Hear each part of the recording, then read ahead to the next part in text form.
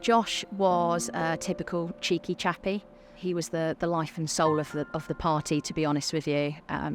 If you were to line him up with his mates, he'd be the last person that you'd think was severely struggling with his mental health. He was funny, always playing pranks on people, always up for a good time, very sociable. Yeah, perfect brother, really. He absolutely loved going to watch West Ham with me. We'd both have our shirts on. We'd both go into the pub before the game, at the Boleyn and the London Stadium, and he'd sing all of the songs, he'd learn all the words, cheer on the team every week. One of the standout memories that I've got of me and my brother is going to the cup games at the Boleyn, under the lights, midweek games, particularly the one against Everton where we won on penalties and Adrian scored the winner. He loved West Ham, he loved coming along, he loved singing the songs, and I miss it every day.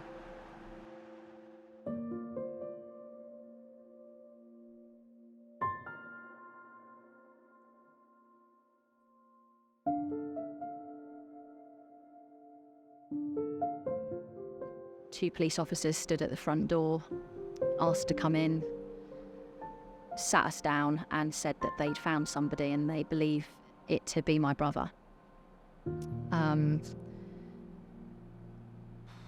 Just total shock, really, from that point. I don't think myself or my parents spoke at all.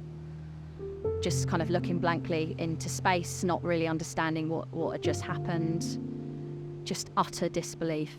And you never think this is going to happen to you and your family, unfortunately, until it does. It was almost like a bomb went off, and you're there to kind of pick up the pieces. Probably the worst thing that could have ever happened to me in my life is that Josh decided to take his own life.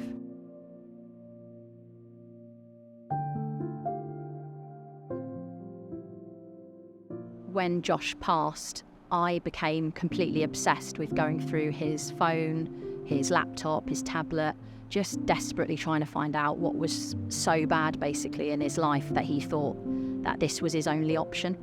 And when I did go through his devices, I found that he had been Googling and searching online for ways and means to go about ending his life.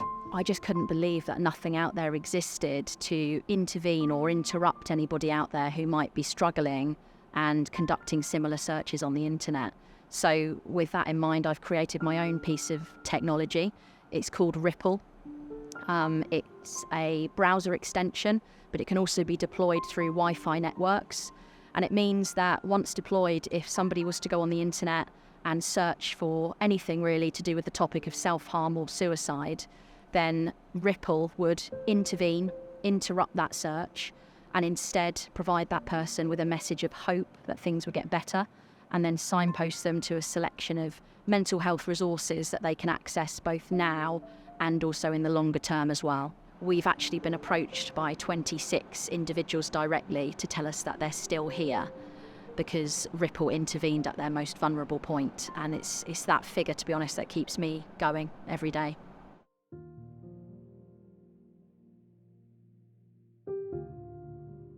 Always wanted and had the dream of one day West Ham will deploy this tool.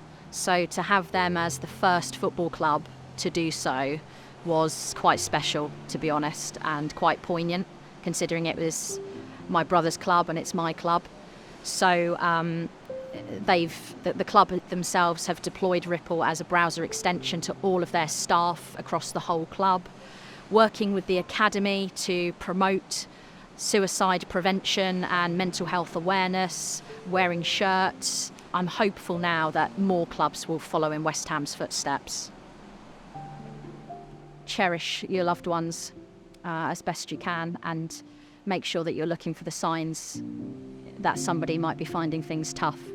I remember Josh and choose to remember all of the good times, but I'm now focused on trying to stop suicide from impacting you, your friends, your family through my work at Ripple.